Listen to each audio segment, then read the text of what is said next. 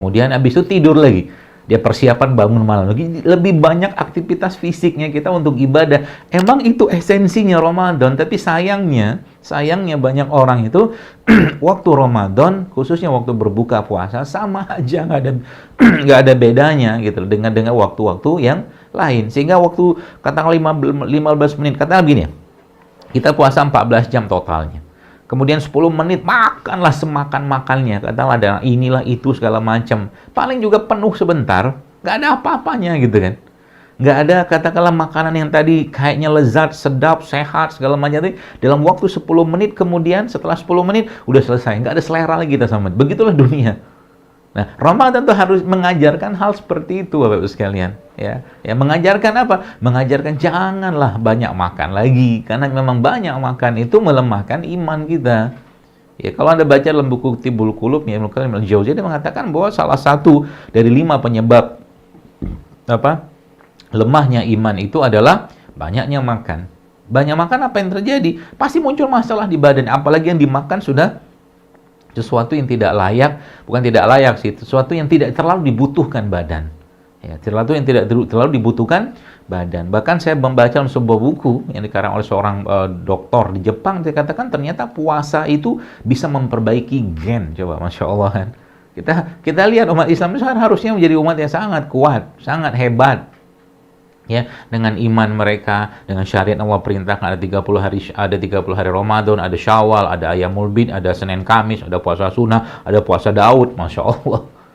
Bayangkan kalau seandainya kita mengikuti perintah-perintah itu. Itu sebabnya sering saya sampaikan bahwa semua syariat dalam Islam itu menyehatkan. Semua syariat menyehatkan. Tapi kita tidak melakukannya untuk sehat, kita melakukannya karena ketaatan kepada Allah. Kurang sehat apa puasa? Kurang sehat apa bangun malam? Kurang sehat apa sholat? Coba.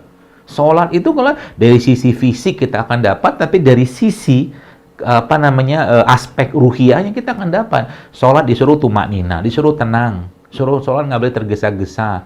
Sholat itu membutuhkan kekuatan, maka kita pun jadi raga kita akan kuat. Maka begitulah dicontohkan para salafus soleh zaman dulu, gitu kan. Maka Masya Allah, tabarakallah, kalau kita ngerti esensi ini, Bapak-Ibu sekalian, maka bahagianya kita dengan Ramadan. Kenapa? Karena Ramadan kita tidak fokus lagi ngurusin raga.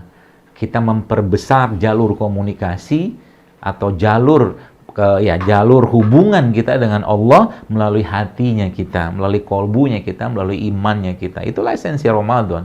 Maka kata Nabi SAW, orang yang sedang berpuasa itu kan kebahagiaan. Coba kata Nabi, lihat, kebahagiaan. Kebahagiaannya itu ada 2, kata Nabi. Yang pertama saat dia berbuka, yang kedua saat dia bertemu dengan Allah. Itu kan puasanya itu mengantarkan dia untuk bertemu dengan Allah nanti. Karena kita nggak tahu berapa kadar pahala dari yang Allah berikan dengan puasa tadi. Subhanallah kan.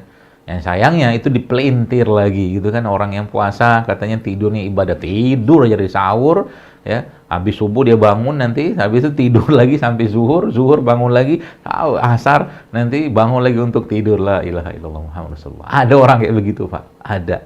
Percayalah. Ya. Kenapa? Karena orang kayak begitu tidak merasakan lezatnya, manisnya iman.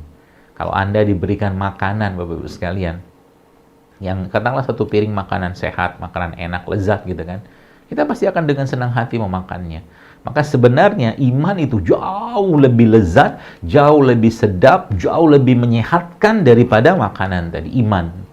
Ya, imannya seseorang itu. Itu sebabnya kalau kita baca dalam kisah-kisah para salafus saleh atau orang-orang saleh zaman lalu, bahkan orang yang mati syahid itu, kalau ditanya waktu mereka sudah ruh mereka berterbangan itu di surga segala macam gitu, kita baca hadisnya gitu kan. Nabi menjelaskan kepada kita ketika Allah memaksa mereka untuk meminta kepada Allah. Apakah mereka minta, ya Allah masukkan kami ke surga supaya kami bersenang-senang di surga? Enggak, ternyata mereka minta kepada Allah apa yang mereka sampaikan, ya Allah izinkan kami untuk hidup kembali ke dunia, kemudian kami berperang lagi, kemudian mati lagi, kemudian hidup lagi begitu.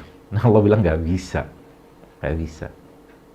Maka mintalah kepada Allah di bulan Ramadan ini kekuatan untuk melaksanakan ketaatan, kekuatan untuk melek matanya, kekuatan untuk kakinya kuat, ototnya kuat untuk melaksanakan sholat, ya, matanya kuat, lisannya kuat untuk membaca Al-Quran, telinganya kuat, ya, untuk mendengarkan ayat-ayat Allah. Itu yang kita minta. Sehingga itulah yang menjadi kekuatan buat diri kita. Ya, Bu sekalian. Seperti itu harusnya, idealnya.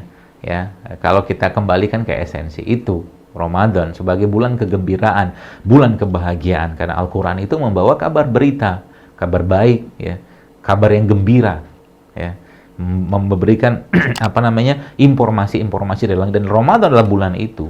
Ya, maka sebenarnya kalau Anda yang sedang membaca Quran, mungkin saat ini bulan Ramadan, minta kepada Allah, berniatlah, ya Allah, jadikan Al-Quran ini sebagai penghibur hatiku, penyejuk hatiku, penawar sakitku. Jadikan Al-Quran ini sebagai penguat tulang-tulangku, ya Allah. Boleh nggak minta begitu? Boleh, minta aja sama Allah.